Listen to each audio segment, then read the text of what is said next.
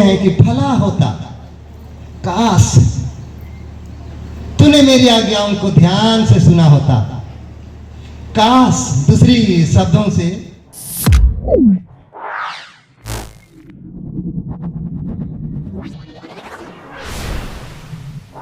ईश्वर पिता को धन्यवाद दें और इस वचन को सुनने, सुनाने और समझने में अगुवाई दें।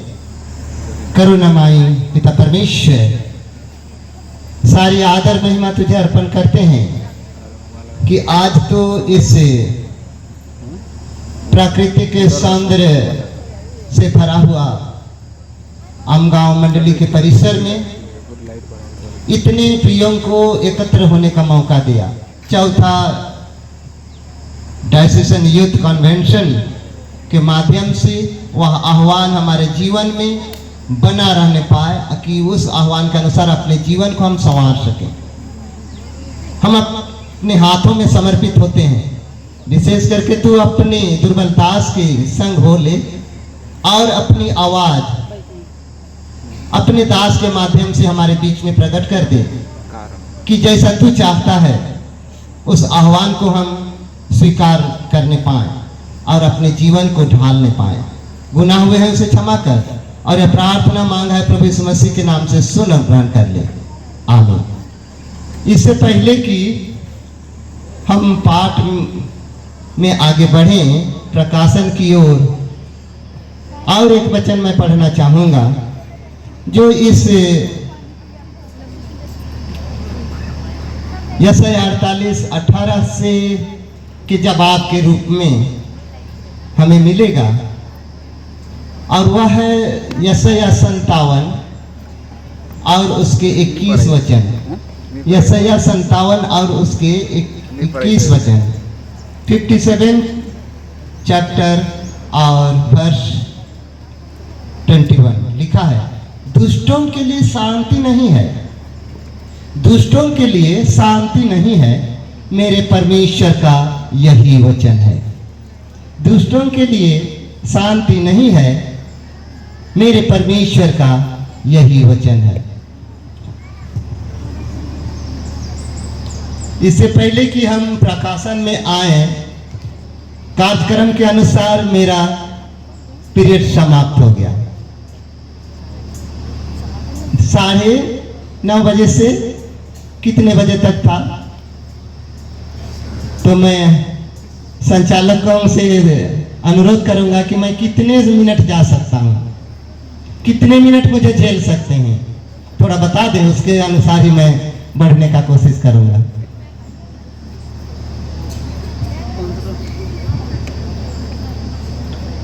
क्योंकि 1 घंटा हम विलंब है और बाकी मेरे बाद के कार्यक्रम में किसी तरह की कोई बाधा ना होने पाए। सर आप जितना शॉर्ट एंड स्वीट से सुनाएंगे हम लोगों को, उसी तरह हम लोग ध्यान से सुन पाएंगे, और ज़्यादा लंबा होने से ध्यान भटक जाता है। Okay, thank you. मैं आपको 11 बजने से पहले छोड़ दूंगा। प्रभु यीशु मसीह ने, प्यारे भाई और बहनों, जवान युवतियों, हम परमेश्वर के इस वचन को जिसे हमें मिला है आचिंतन करने के लिए, यह वचन परमेश्वर की प्रजा के लिए कहा गया है, परमेश्वर की प्रजा के लिए कहा गया है यशायाह नबी के द्वारा। और जैसा कि हम सुनते हैं कि भला होता, काश तूने मेरी आज्ञाओं को ध्यान से सुना होता।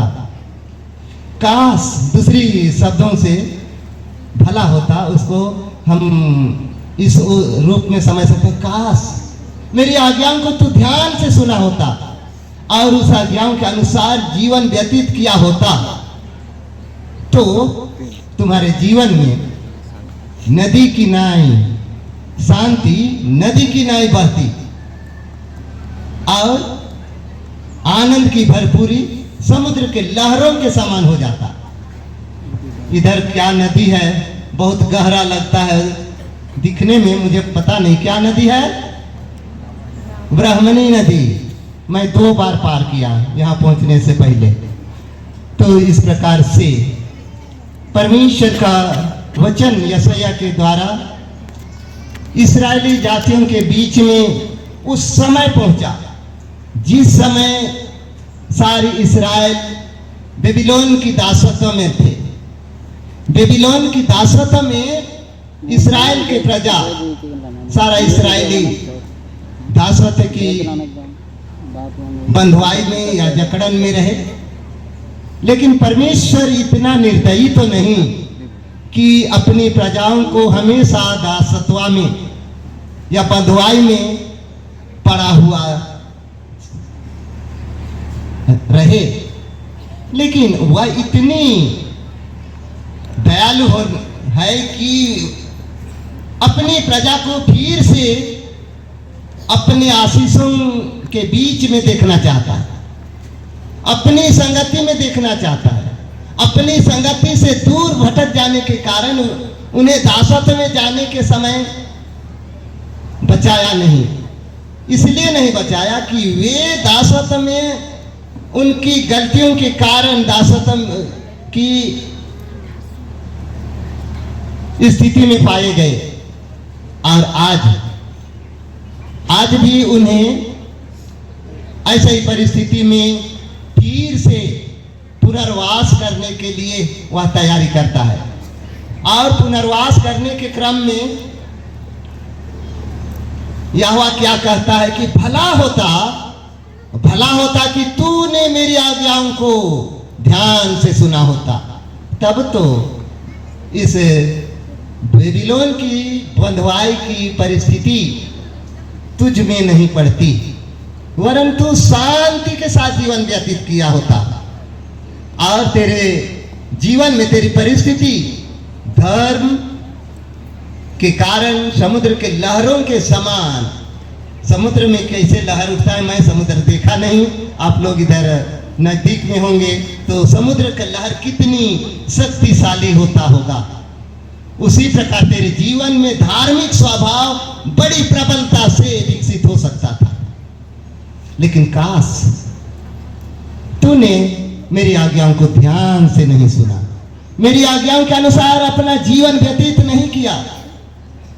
फलस्वरूप वर्तमान में अर्थात तत्कालीन जिस समय वचन कहा गया, बेबीलोन की दासत्व में आप हैं। हम तो अभी किसी प्रकार की दासत्व में नहीं हैं, हम अभी किसी प्रकार की दासत्व में नहीं हैं, क्योंकि प्रभु यीशु मसीह के द्वारा सारी दासत्व से हमें स्वतंत्र कर दिया गया है। वह कहा है अपने वचन के अनुसार, सत्य को जानोगे तो सत्य तुम्हें स्वतंत्र कर देगा, सारी दासत्व से मुक्त कर देगा। आज इसी सत्य की राह में बढ़ने के लिए इस कन्वेंशन के माध्यम से हमारे जीवन में एक सत्य में बढ़ने के लिए, अवेयरनेस लाने के लिए एक योजना बनाई गई है, अभियान आरंभ किया गया है। और इस वचन के द्वारा हमारे जीवन में एक आत्मिक ऊर्जा डालने का प्रयास किया गया है। कृष्ण में प्यारो, हम देखते हैं कि इस प्रकार की दासत्व में रहकर इस्राएली समुदाय में चैन का जीवन नहीं था, चैन की जिंदगी वे नहीं जी सकते थे। और उस दासत्व से मुक्ति पाने के लिए अब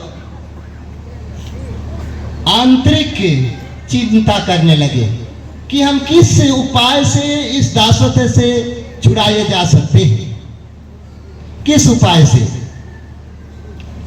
जैसा कि हम पहले वचन में सुनेंगे, जैसा यह 38-48 उसका पहले वचन में, हे याकूब के घराने यह बात सुन, तुम जो इस्राएली कहलाते हो, यहूदा के सोतों के जल से उत्पन्न हुए हो, जो यहोवा के नाम की शपथ खाते हो और इस्राएल के परमेश्वर की चर्चा तो करते हो, परंतु सच्चाई और धर्म से जीवन व्यतीत नहीं करते हो, परंतु सच्चाई और धर्म से यह चर्चा नहीं करते हो। जो परमेश्वर की चर्चा करते और सुनते जीवन व्यतीत करते, वह सच्चाई और खराई से वरन धार्मिकता स्वभाव से आचरण नहीं करते हो। यह तो पहले वचन में प्रभु कहा है। और उसी प्रकार दूसरे वचन में कहता है, क्योंकि वे अपवित्र नगर के बताते हैं, क्योंकि वे अपने को पवित्र नगर के बताते तो हैं और इस्राएल के परमेश्वर पर जिसका नाम सेनाओं का यहोवा भरोसा करते हैं, लेकिन उसके अनुरूप अपने जीवन को ढालते नहीं, परमेश्वर के संगति से विमुक्त हो जाते हैं। जिस यहोवा परमेश्वर ने अपनी प्रजा को मिस्र की बंधुआई से अद्भुत रीति से छुड़ाया और वह लाल सागर को भी सूखे में पार कराया, उस परमेश्वर को मूसा के माध्यम से बलवा किया।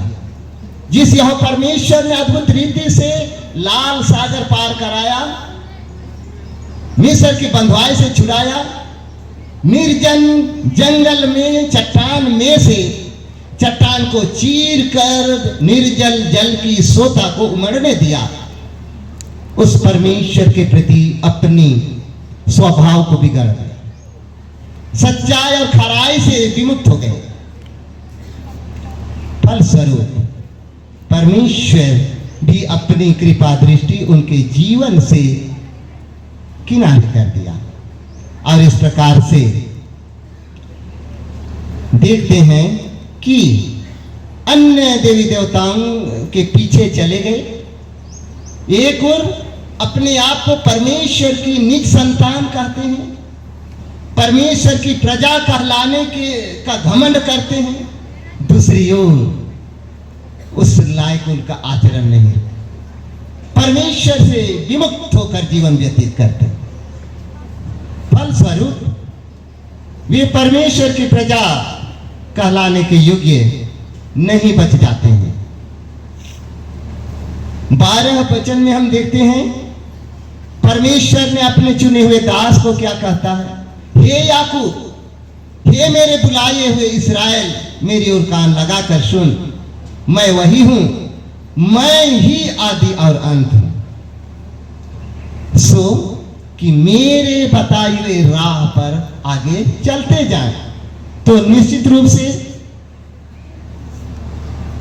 परमेश्वर की शांति जो अपनी आपको परमेश्वर की प्रजा कहलाते हैं, उनके जीवन में परमेश्वर की शांति इस ब्रह्मणी नदी में, जो नदी की धारा पानी बहता है, जब वह बहता है तो हमेशा जहां से गुजरता है वहां नए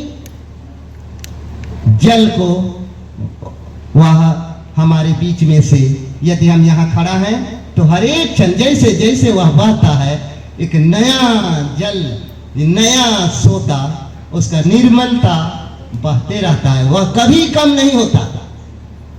वरंतु उस नदी की धारा को के बहने के कारण उस क्षेत्र की सारी गंदगी को वह अपने साथ उस जगह से दूर बहा कर ले जाता है और उस जगह में हमेशा शुद्धता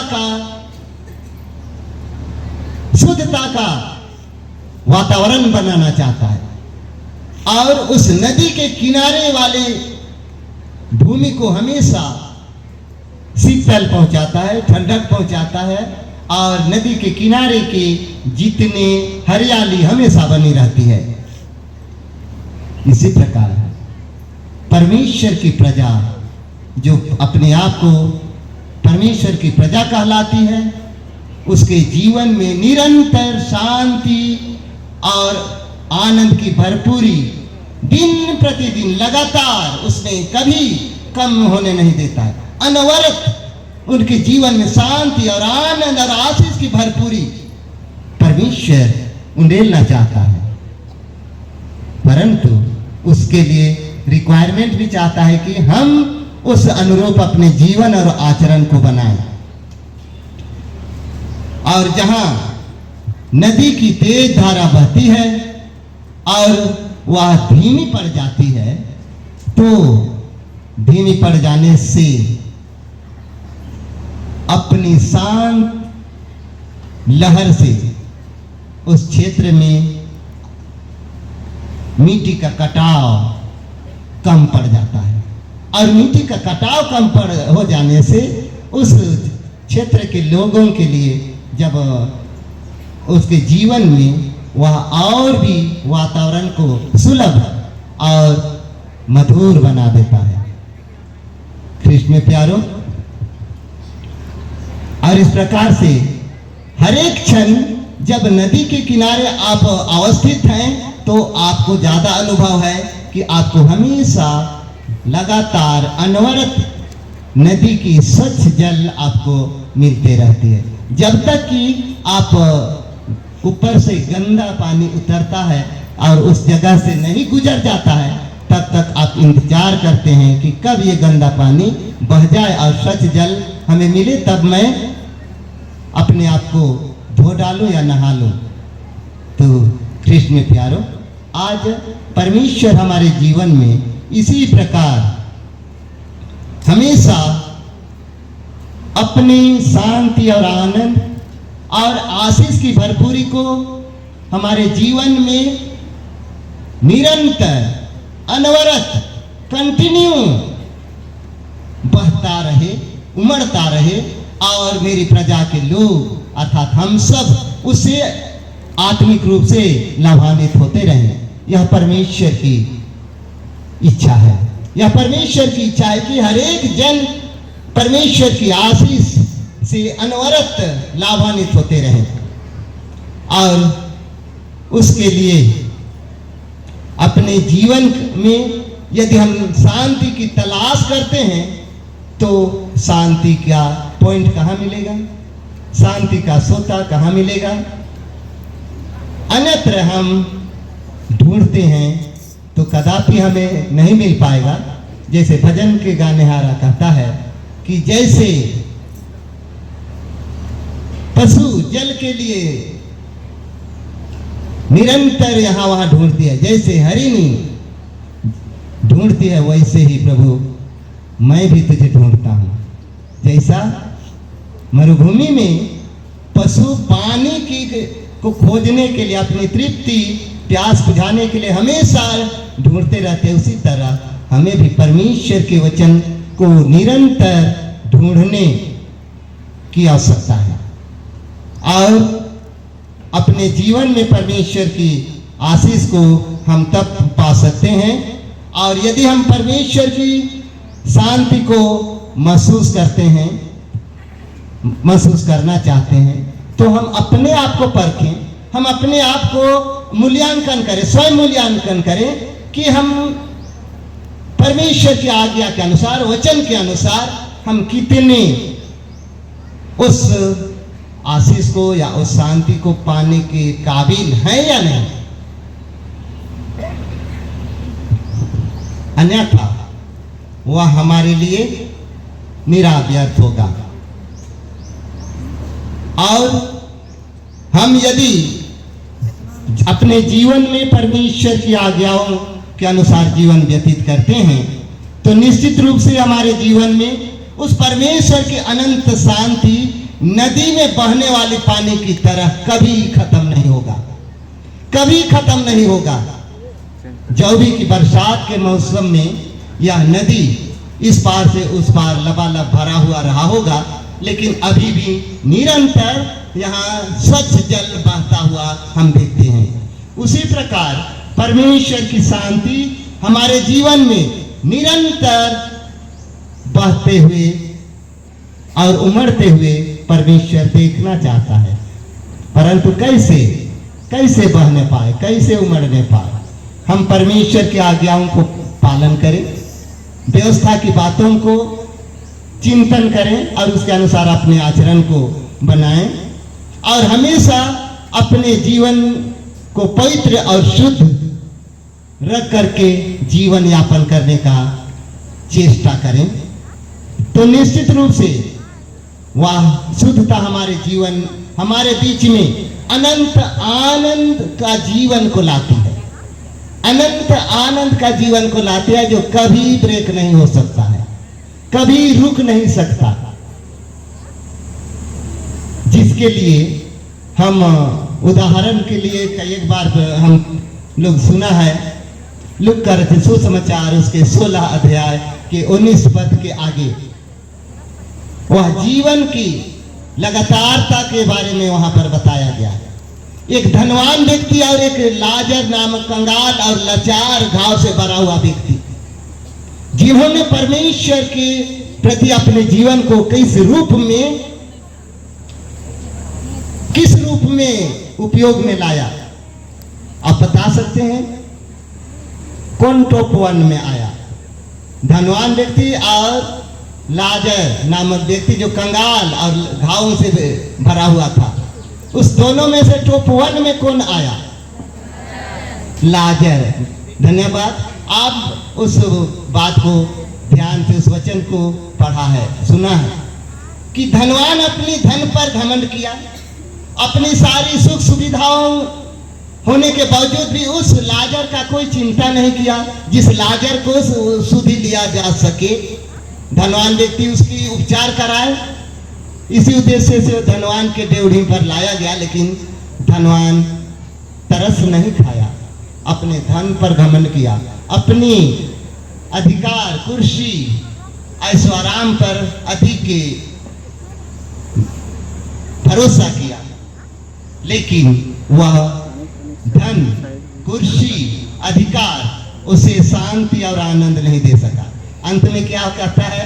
हे प्रभु, लाजर को भेज दे, मैं यहाँ ज्वाला से तड़प रहा हूँ, ताकि वह अपनी उंगली ठंडक जल के से भिगोकर मेरे जीभ को टच करे, छुए, ताकि मुझे ठंडक महसूस हो।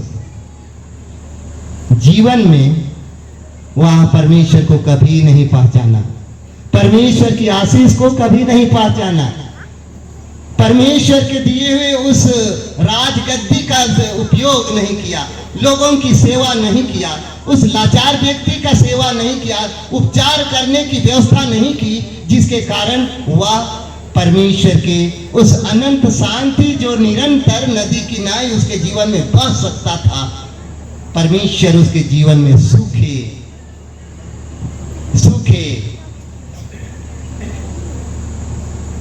सोतों को सूखा कर दिया, शांति की सोता को सूखा कर दिया।